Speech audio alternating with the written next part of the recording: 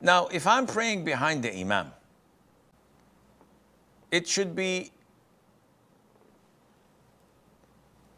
a prayer of a follower behind his Imam, and his Imam is the leader, which means that there are four types of praying behind the Imam.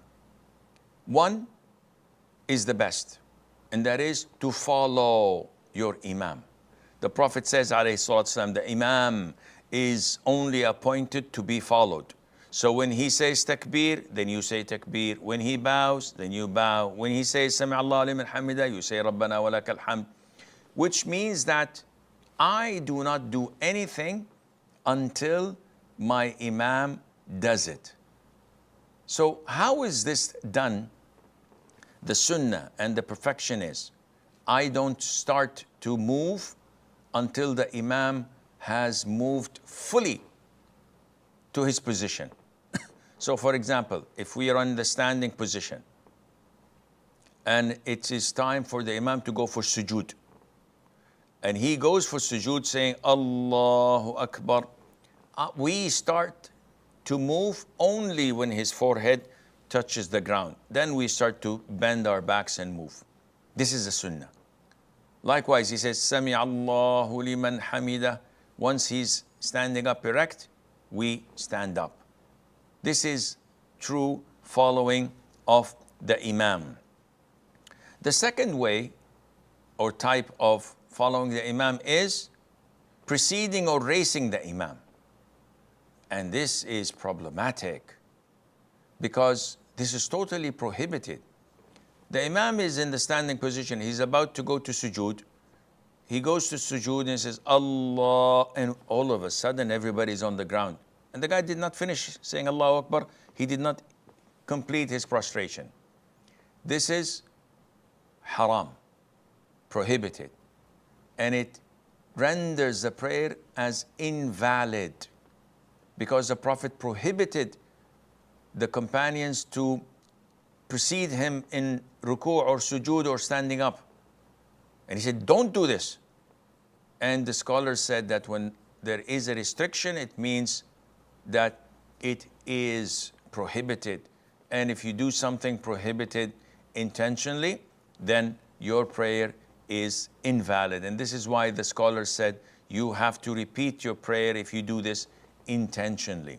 The third type is doing things at the same time as the Imam. So the Imam is saying Allahu Akbar and you go with him. Sami Allahu liman hamida, and you go with him. He goes for sujood, you go with him. This is wrong and not recommended and makruh because you're ordered to follow, not to coincide with. And the last type of how people pray behind the Imam is to lag behind. And this is also not recommended, and it may make your prayer invalid as well. Sometimes you find people, the Imam is in sujood, he rises up, says Allahu Akbar and sits between the two prostrations, and the guy is still making sujood.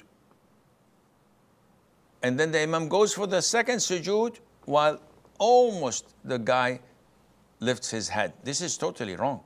And you missed a pillar with the Imam. So you did not sit with the Imam at the same time, which renders your prayer with that rak'ah to be invalid because you did not offer the same pillar with the Imam at the same time. Now, some cases, there is a Ferrari Imam. And a Ferrari Imam is the one who says, Allahu Akbar, Allahu Akbar, and he prays in a very quick fashion where you are unable to catch up with him. You are unable to finish your Fatiha. You're unable to say Subhana Rabbi al-Azim in ruku' once. In this case, it is mandatory for the follower to leave the prayer, continue on his own. Because praying behind such an Imam is invalid. The Imam's prayer himself is invalid. Okay, what about if the Imam is an innovator? What if the Imam is an impostor, a fortune teller, someone who sells ta'weez and the likes, okay, this is a different ball game. If the Imam nullifies his Islam by pretending to know the unseen, by claiming to deal with the jinn, by being a sorcerer or a fortune teller, or selling people ta'weez or asking them to wear ta'weez, he's not qualified to pray because he's not a Muslim. And hence, it is totally prohibited to pray behind him.